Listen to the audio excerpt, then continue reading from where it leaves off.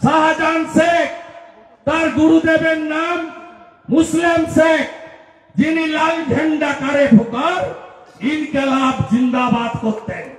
সরবেরিয়াতে vote করতে দিতেন না চাচা মুসলিম শেখ।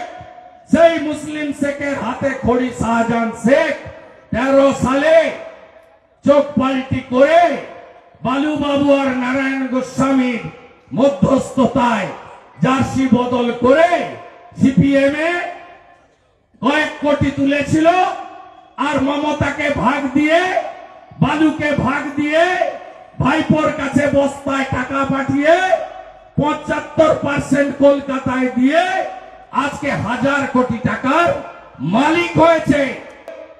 10,000 কোটি টাকার দুর্নীতি হয়েছে এই খাদ্য কেলেঙ্কারিতে।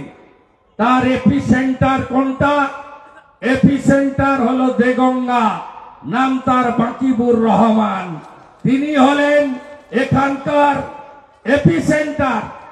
বালুবাবুর নির্দেশে, মমতা ব্যানার্জির প্রেরণাতে, অনুপ্রেরণায় এরা সব চাল, গম, ধান খেয়ে ফেলেছে, লুট করে ফেলেছে। গমগুলো সব শাহজাহান শেখদের সাহায্যে বাংলাদেশের সাতক্ষীরায় চলে যাচ্ছে, খোলা বাজারে চলে যাচ্ছে।